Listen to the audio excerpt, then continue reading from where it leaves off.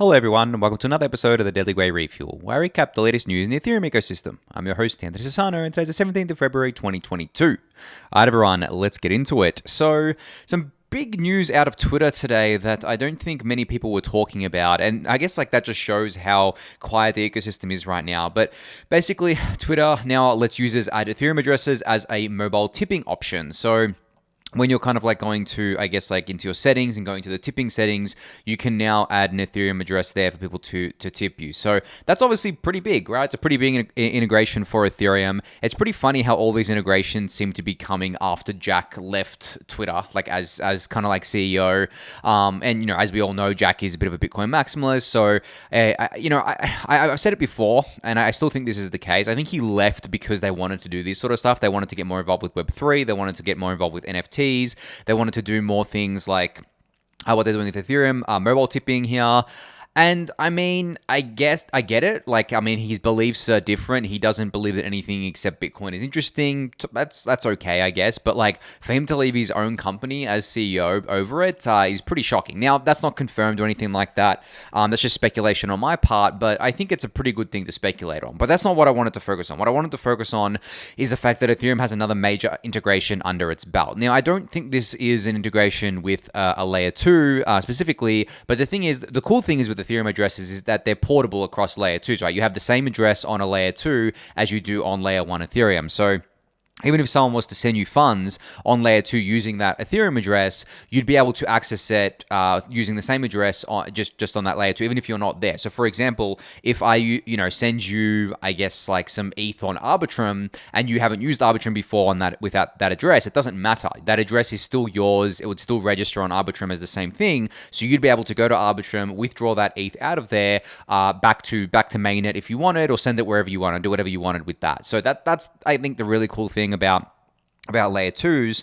But on that note as well, I think that a lot of people already had their Ethereum addresses on their Twitter profiles, being that they had their ENS name in their name. Sassel.eth is obviously linked to an Ethereum address. So this sort of stuff is obviously more for the mainstream. But I hope that the next phase is for them to put in ENS integration, because that would be really cool.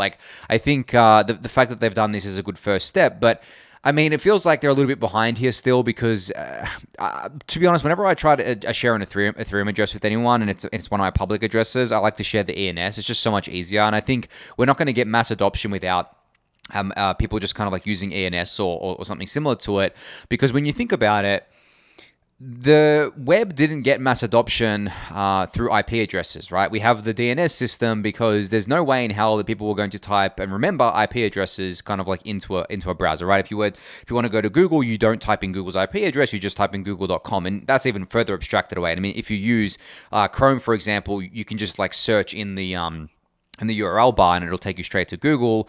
But it goes for any website, right? No one's going to remember the IP address. I don't even know what Google's IP address is. I don't know what any of the websites that I visit every day's IP address is. I mean, I visit Twitter 100 times a day. I have no idea what Twitter's IP address is. And the same is going to be true for Ethereum addresses. I mean, it's even worse with Ethereum addresses, because at least with an IP address, it's just a bunch of numbers that you would have to memorize. And, it's not that many numbers, relatively speaking. But with an Ethereum address, it's a massive string of characters, and there's no way you're ever going to remember it. I mean, you could attempt to memorize 1 or 2 addresses, and if you've got a really good memory, you could probably go further than that. But most people are not going to do that. It's just an exercise in futility. That's why ENS is obviously a very huge thing. Instead of remembering 0x blah blah blah, whatever my address is, I just have to remember sassel.eth. Well, obviously a lot easier to remember. And same goes for pretty much everyone that I know in Ethereum that has an ENS name. Same thing. Eric Connor, my co-founder of ETHUB, has eric.eth. So I just know that if I want to interact with him on chain in a public way, eric.eth is the best way to do that there. So I think this is a good first step for Twitter, but I'm hoping that they do ENS integration next, and I'm hoping that they do some direct L2 integrations as well, because, I mean, it's cool that you can send funds to L2, so it doesn't really matter that they don't have a direct integration, but I think that a direct integration would be really cool, because it basically means that people could onboard directly to the layer 2 and then do all their stuff in there, instead of having to have this hybrid approach where they're going with layer 1, and tipping doesn't make any sense on layer 1. I mean, to be fair, tipping doesn't make sense even on layer 2 today, especially the generalized layer 2s. Maybe it makes sense on something like a Validium, where essentially the costs are negligible, but I mean, optimistic rollups, for example, a swap is like what, $1 to $2, which means sending assets around is I haven't checked in a little while, maybe like 50 cents or something at current gas prices, and that obviously isn't going to stay like that.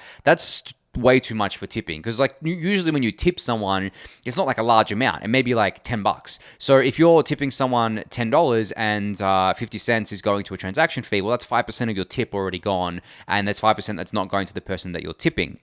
And it gets even worse. Like if you want to tip them like a couple of bucks and then the transaction fee is 50 cents, well then, yeah, it's only 25% is going to a fee there. So I would like to see Twitter integrate with a layer 2 or a Validium. Maybe they can then spin up their own. That'd be really cool, right? Spinning up their own kind of, I guess, tipping L2 or tipping Validium, where people can kind of like onboard via fiat and then do tipping in there. Sort of like what Twitch does, where I don't know how many of you guys are aware of this, but Twitch has their own. It's not a crypto, but it's like a point system or something. I can't remember the exact name of it. Where you put you buy these things with fiat, and then you kind of like have them, and then obviously they're just entries in a centralized database on Twitch's side. But you can kind of like use those as money and to tip people and to send them to people. I think they're called bits. And that is done for, I guess, like the funny thing is that I think the reason they did that is because people are much more likely to throw away these things than they are kind of like fiat. So just get, it's kind of like a psychological thing, but I think that could kind of like work for crypto as well. So looking forward to seeing, some more integrations happening here, but great to see Twitter taking the first step with this for today. So Raul from the Prior Labs team put out a great tweet just before where he said, the amount of high-quality research in Ethereum and its openness is astounding. The specs for the merge, sharding, and beyond all have contributors from different walks of life and conducted publicly. If you're a dev, the high signal-to-noise ratio is in Ethereum, bar none. Now, I want to give a little bit of context and background here.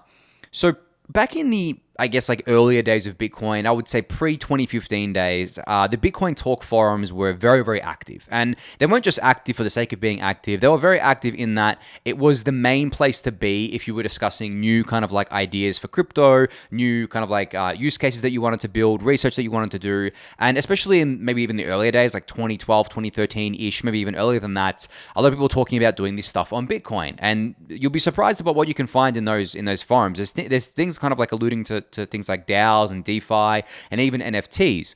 But of course, we all know that Bitcoin is extremely limited. It can't really do anything other than, secure BTC, and that's how the community wants it. And of course, once the block size wars started heating up in, I believe, late 2015, early 2016, and there was another path for people to kind of like go down in Ethereum, because Ethereum launched mid-2015, what ended up happening was that all those people that wanted to build those things and were following those early Bitcoin Talk kind of like posts and doing research there, what they essentially did was they basically brain drained to Ethereum and started doing that stuff on Ethereum. Like a lot of early Ethereum people are Bitcoin OGs, like a lot of them, surprisingly. I mean, Vitalik himself is a Bitcoin OG. I mean, he started in Bitcoin. He was writing for Bitcoin Magazine and things like that. And then he obviously kind of like founded Ethereum, and the rest is history there. But like to Raul's point here, a lot of these people brain drain to Ethereum, and now we have a new kind of like forum called ETH Research. And a lot of you probably have visited ETH Research before. It is the main hub, I believe, for bleeding edge research on a bunch of different kind of like areas, such as cryptography, consensus, layer 2 stuff. There's so much going on there. And as Raul says, like the specs for like the merge, sharding, and beyond have contributors from all different walks of life. And these specs and the research was done out in the open on ETH Research. And that's why all these kind of like people from around the world, from different walks of life, have been able to join in and have been able to kind of like be part of this. It's not like a centralized company or a big kind of like fintech or technology company that basically does everything behind closed doors before they're ready to release a product, and you have to actually work for that company to contribute to it. No, there is no company that you have to work for to contribute to Ethereum research or Ethereum development. It is totally out in the open. Anyone is able to contribute to it, and there's no kind of like barrier to entry. You can be completely anonymous and contribute. And you're judged solely on your work, which I think is, just absolutely awesome to begin with. Like I'm someone who judges people based on their merit. I don't give a shit about anything else. Like if you're doing good work, if you're like, if you have a lot of merit behind you, if you've got a great track record behind you, doesn't matter if you're anon, if you're doxed, if you're this, if you're that, I don't care. I judge people based on their work. And, a lot of the highest kind of like signal to noise in crypto is within Ethereum and within the work that Ethereums do. Like I have so much respect for Ethereum core developers and researchers researchers and builders that have been around in Ethereum for a long time. Doesn't matter what they're building, like DAOs, DeFi, NFTs. I just have so much respect for those kinds of people because they've been, especially the ones that have been around for a long time, because they've stuck with it, right? They truly believe in what they're building. They're not just here for a get rich quick scheme or anything like that. They really want to change the world and they really want to build stuff. And they do it out in the open, and it's, they're trying to make it decentralized. They're open to criticism.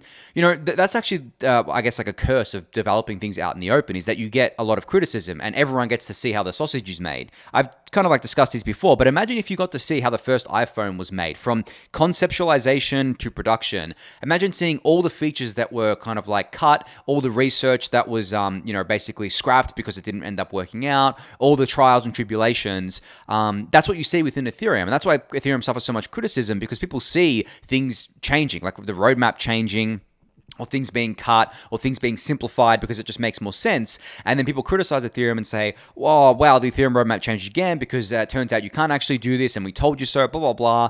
But the thing is, and the point is, and Elon Musk actually tweeted about this today, and I can't find the tweet right now, but everyone's going to tell you, not everyone, but like a lot of people are usually going to tell you that you're going to fail. It doesn't make much sense. And you may agree with them, but you're going to do it anyway. A lot of people within the Ethereum ecosystem, they build things anyway. They don't care that everyone's telling them that it's going to fail, that it doesn't make any sense, that it's pie in the sky. The whole point is that we get to build this stuff and trial this stuff out in the open. People will make money, people will lose money, people will kind of like build world-changing products, and some of them will go to zero, and some of them won't make any dent in history at all. But we keep doing it. We keep building. We keep doing the research out in the open. And that's, I think, one of the most special things about the Ethereum community, and exactly what I wanted to highlight with Raul's tweet here. So, I'm sure a lot of you have seen this. If you haven't visited ETH Research yet, it's ETH Research, but then like CH as the TLD. So ETHRESE AR.ch. You can just Google it. It's probably easier. And then you can go there and you can just read. You can just read for hours and hours and hours about all this stuff. Obviously, a lot of it is going to be technical because it's bleeding edge stuff. But if you're into that, you have to be on ETH Research. And if you're kind of like not technical and you just want to wait for things to kind of like come down the grapevine, that's fine too. I'll be covering all the kind of like major things as I normally do. But if you really want to be on the bleeding edge, and ETH Research is definitely the place to be. All right, another little mini thread from Polynya today where they said, when the blob-carrying transactions EIP is implemented, it's very likely optimistic rollups on Ethereum will be cheaper than ZK rollups at that point. With the cost of core data pretty much resetting to zero, the bottleneck will be the rollups cost. With significantly lower proving and batch costs for optimistic rollups, it will have an advantage over ZK rollups. Of course, ORs are continuing to optimize fees. There's probably 10 times efficiency as low-hanging fruit. EVM-based ORs potentially also have fewer sequencer bottlenecks right now. Then Polynya continues, of course, ZK rollups have many other advantages, and over time we'll see proving and verification costs plummet as the tech matures, as well as sequences optimize. Long term, I expect ORs to either become ZKRs or replace their fraud proving system with validity proofs.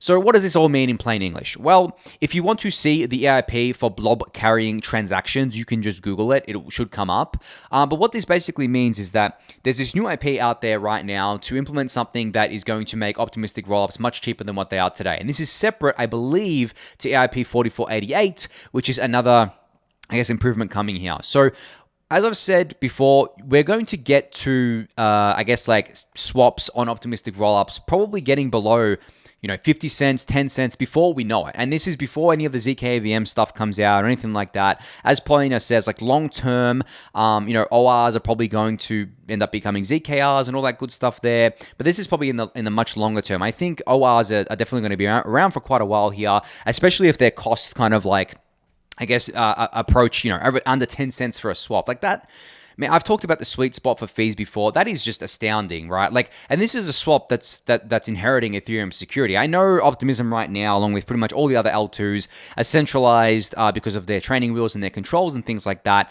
But the thing is that those training wheels and those centralized controls could be taken away today, and the cost would still be the same, right? And the cost would still be as cheap once these upgrades are implemented. So I think that while obviously it's a risk that it's still centralized and still got the training wheels on, you still get to inherit that kind of like Ethereum security anyway. And without those controls, it would still be kind of like the same cost and same kind of like operating the same way it operates, basically. So I'm very much looking forward to this. Obviously, this EIP is not going to get implemented until at least after the merge.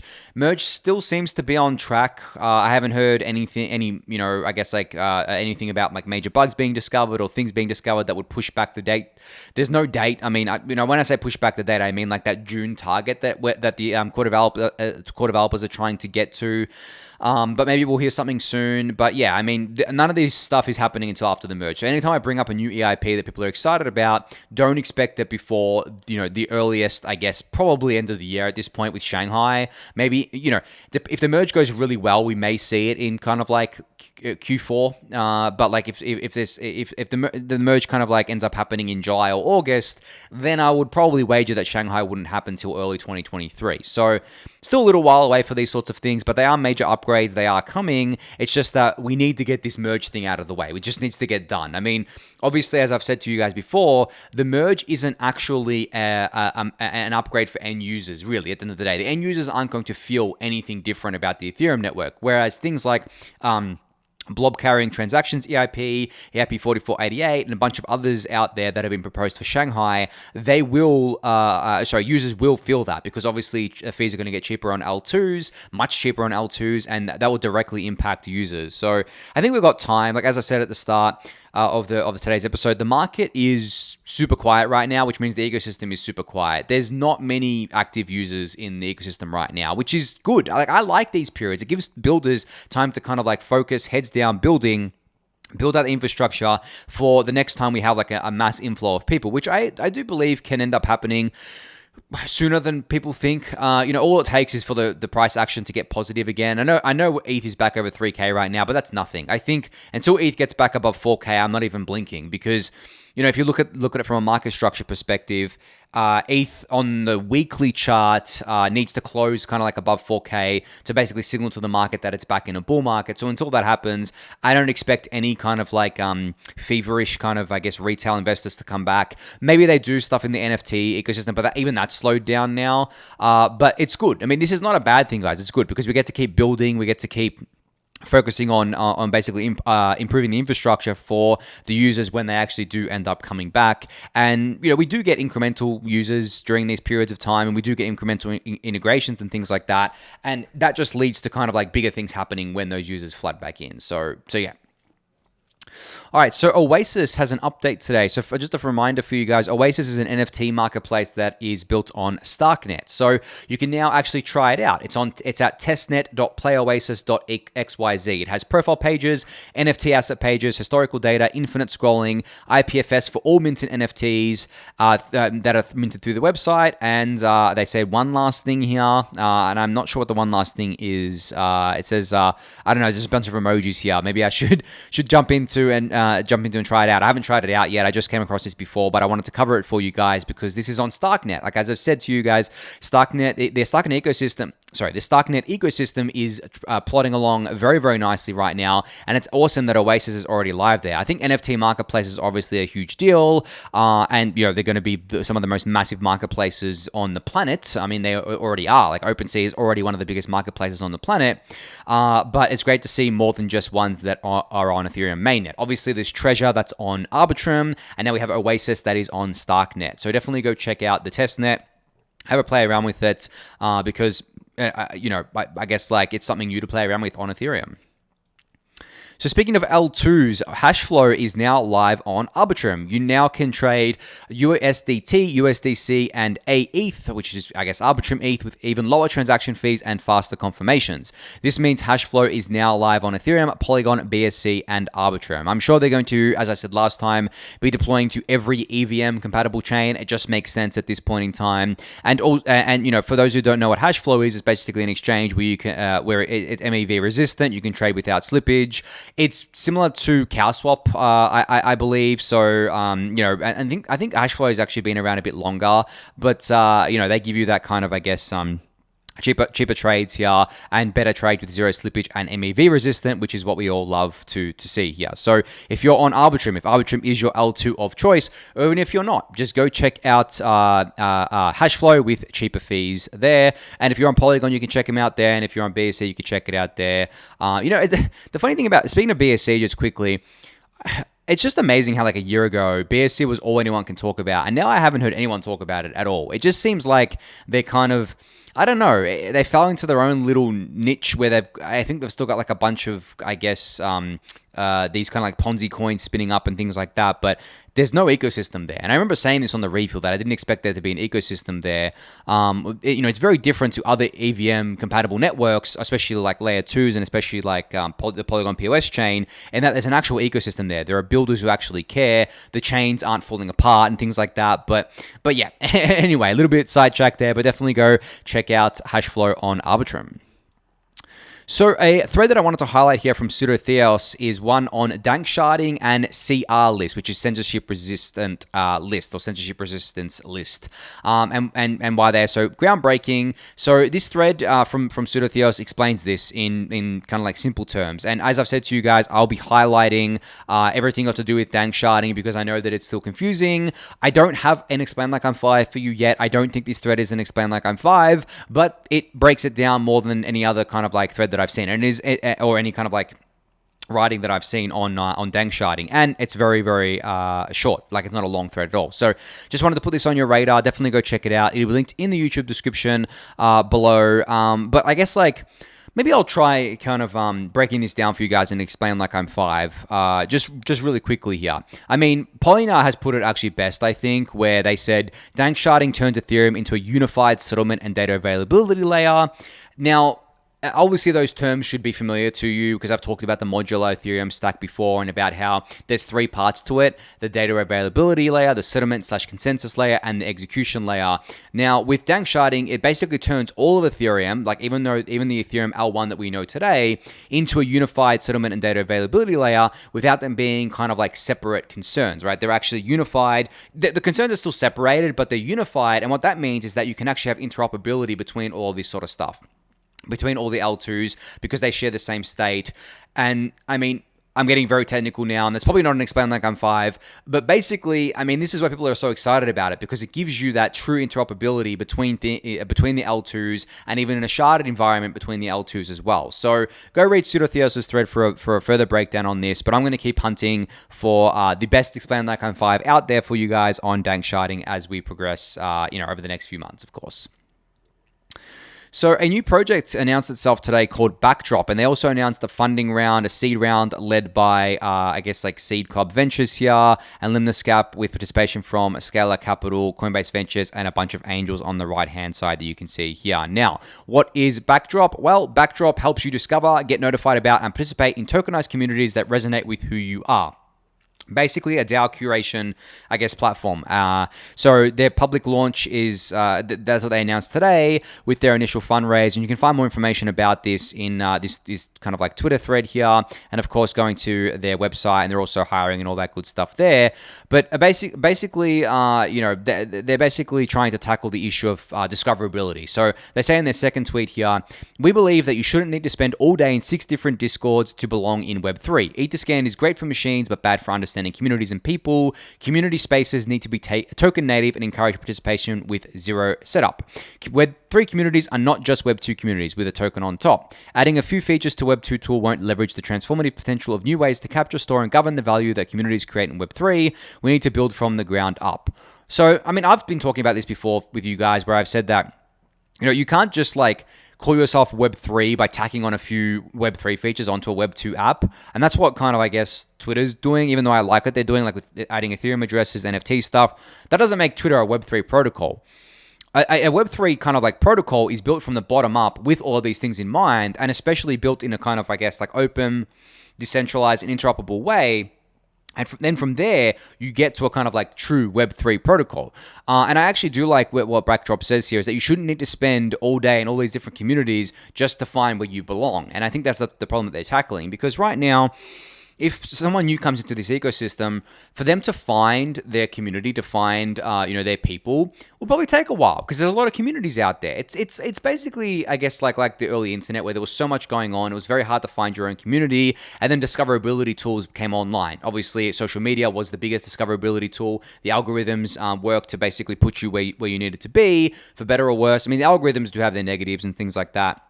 But we don't really have that for Web3 right now, and we definitely don't have it in a Web3 native way. So this is pretty cool. I'm curious to see where this goes. Obviously, a lot of the Web3 stuff is still pretty early, but I think, once you kind of, I guess, start building this stuff from the ground up, it can really lead to some amazing things, especially if you leverage other, I guess, community projects or I guess like Web3 decentralized social media projects, like what Aave is doing with Lens Protocol, which I think is launching in a few weeks, by the way. I saw someone from the Aave team teasing this on Twitter, so that's a bit of an alpha leak there. But yeah, I mean, as Backdrop says, this stuff needs to be built from the ground up. You cannot just tack this stuff onto Web 2 and call yourselves Web 3. And, I actually want to give a quick example of that using Twitter again. So the reason why Twitter can't be considered a Web3 protocol, no matter how many Web3 features you add to it, is because Twitter is still centralized. It doesn't have a super open API where you can do anything on it. No, it's not an open development thing where you can actually contribute to Twitter's code, and it's not open source. None of that sort of stuff. It hasn't been built from the ground up to be an open platform. Whereas Lens Protocol, Aave's attempt, is being built like that. Everything is kind of like an NFT. Everything's a token. There's, interoperability. There's portability of your ID. You can bring your Ethereum address to interact with it. You don't have to kind of stay with, I guess, like just what Lens Protocol provides you with. You can go to third parties that are leveraging Lens Protocol. So it's, and kind of like, I think a simpler example of this is what happens with something like Uniswap, where the Uniswap smart contracts exist, but you don't have to use Uniswap's front end to access them. You can use any front end. You can use Etherscan to directly access them if you want. You can use your own full node to interact with it if you wanted to and do transactions through that. That is a Web3 protocol. It is not what, tacking on Web3 features to a Web2 kind of like existing Web2 service. So cool to see this from Backdrop. I guess congrats to them on the raise. And if you're interested in learning more, definitely check this out. It'll be linked in the YouTube description. All right, so finally here we have a brand new show from Bankless coming out called Greenpilled. This show is going to be hosted by Gitcoin founder Kevin Owocki, and this will be exploring regenerative crypto economics and public goods with the brightest minds in the space. Now, you guys know that I'm a big proponent for regenerative crypto economics, or being a regen instead of a degen. Basically, what this means is that you harness the degeneracy within crypto, or at least kind of like a lot of the money within crypto, for regenerative purposes such as public goods funding. Now, obviously, Gitcoin is all about this. Public goods funding is their bread and butter, and they've been doing a lot of work in this area. And this is just another layer on top of that, where they're going to be interviewing the coolest people in this space. Kevin's great. Obviously, he's been at this for quite a while, and we're going to be able to kind of like learn much more about this. So I'm super excited for this. The first episode is actually now live on YouTube, so you can go check that out. It'll be linked in the YouTube description.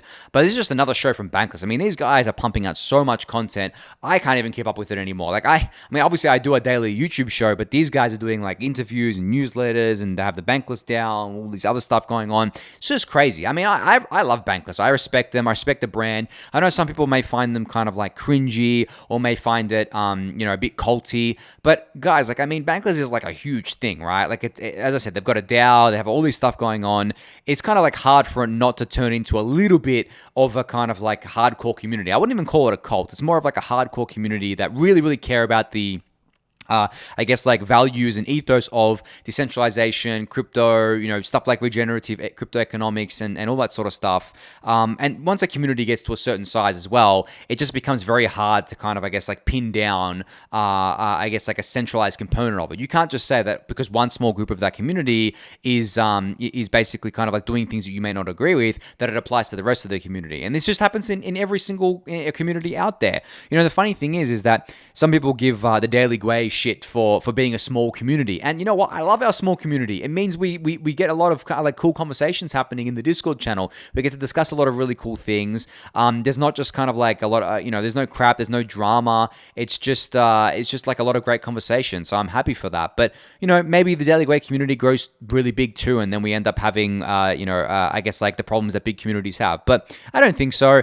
I think we do a really good job of balancing, I guess, like growing a community, but also staying true to our roots. And the community, for me, I'm happy with how it's been growing. I don't need it to grow like super, super quickly and all that sort of stuff for, I guess, like me to feel like I'm doing what I should be doing with spreading the message about Ethereum and educating about Ethereum. But it's not just me, right? We have other kind of like people out there growing communities. We have obviously Bankless, and there's a bunch of others out there. And it's a diversity of community. It's not just like one centralized thing, which is really awesome. But I think on that note, that's going to be it for today. So thank you everyone for listening and watching. Be sure to subscribe to the channel if you haven't yet. Give the video a thumbs up, subscribe to the newsletter, join the Discord channel, and I'll catch you all tomorrow. Thanks everyone.